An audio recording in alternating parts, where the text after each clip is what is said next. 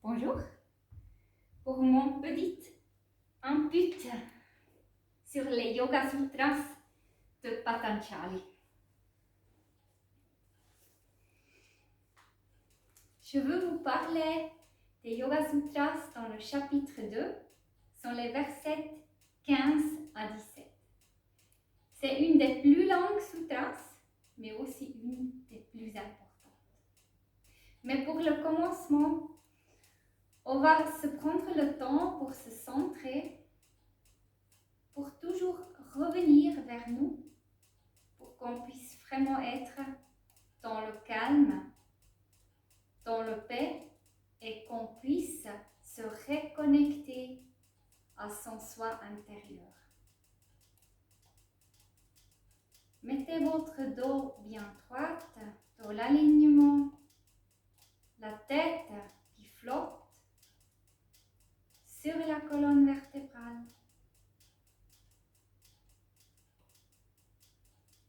Et allez-y, respirez en conscience, en pleine conscience. Vous inspirez et quand vous êtes au nord de l'inspiration, vous retenez le souffle pour 2-3 secondes bloqué. Après, vous le laissez aller dans un grand soupir. Voilà. Maintenant, vous allez respirer normalement.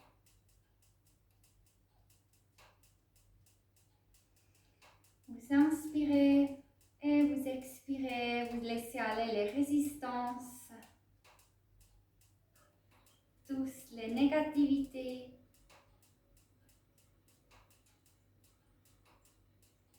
Et sentez comment ça fait du bien. Simplement de se reconnecter avec son souffle pour revoir cette beauté intérieure. Et plus on est habitué de se reconnecter, de plus vite on peut y arriver, de devenir calme.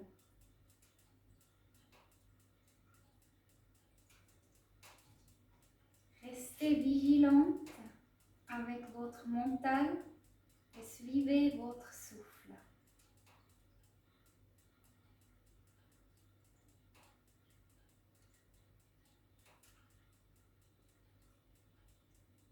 Et peut-être vous sentez la vie qui vous traverse. Le souffle, oui, c'est la connexion avec la vie et ça nous rend reconnaissante. Et là, peut-être, vous sentez un petit sourire dans votre cœur qui va se dégager aussi sur vos lèvres. Prenez plaisir d'être pleinement vivante, pleinement dans le moment présent. Si vous voulez bien, vous pouvez rester comme ça, dans cet état intérieur et seulement m'écouter, ou bien vous pouvez revenir dans le monde extérieur et ouvrir doucement les yeux. La vie est incertaine. Les changements engendrent de la peur et les impressions latentes, alors les samskaras, sont source de nombreuses douleurs. Celui dont le sens de la discrimination est clairement éveillé sait que tout dans le monde relatif est ultimement source d'affliction. Patanjali vient là vraiment sur cette pointe importante, que principalement tout ce qu'on a déjà vécu, qui est imprégné dans nous dedans, aussi dans notre sous-consciente, que ça va nous causer des problèmes.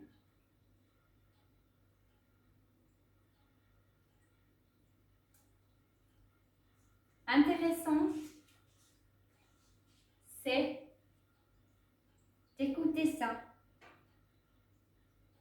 Ça, c'est un livre de Thich Nhat Hanh, Pénétrer le cœur de Bouddha. Et il dit là, dès lors qu'on reconnaît sa propre souffrance, le Bouddha, c'est-à-dire le Bouddha en nous-mêmes, alors tout le monde porte ça, ça peut être la âme, Dieu, la regardera, on découvrira les causes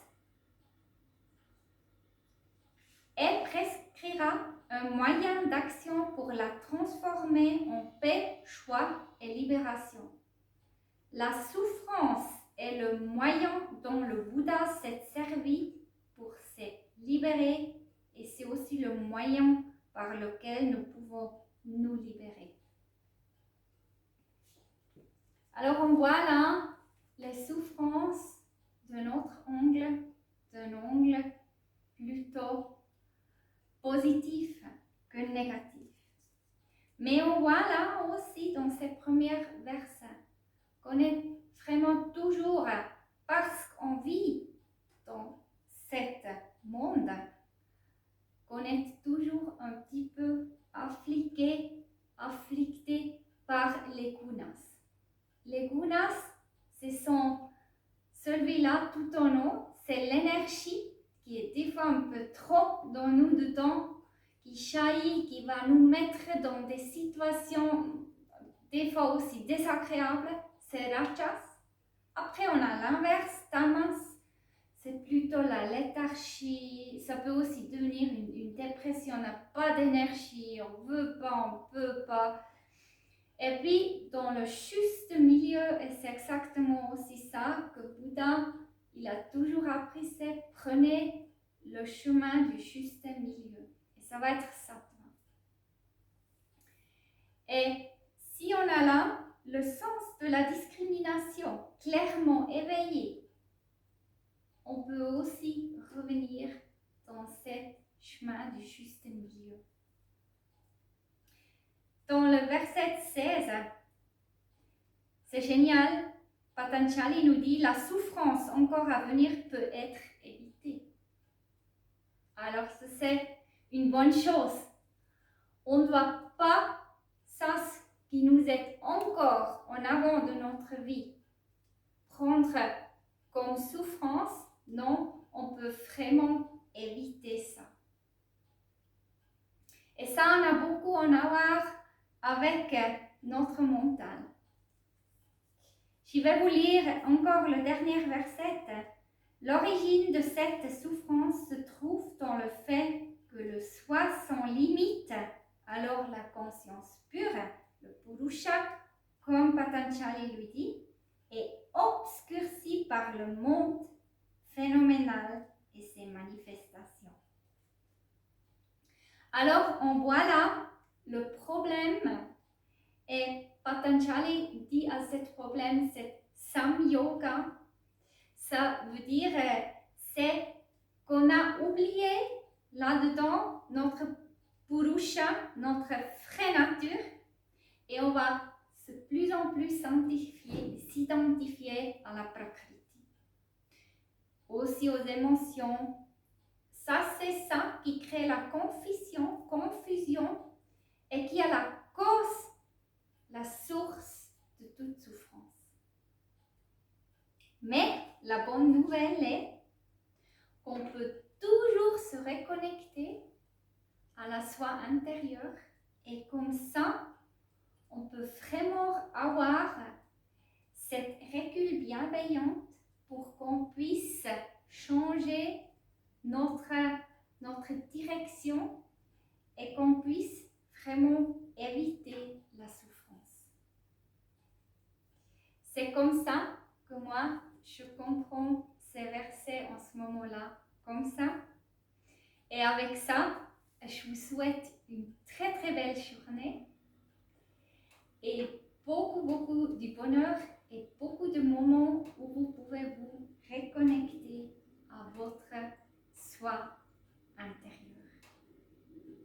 Namaste.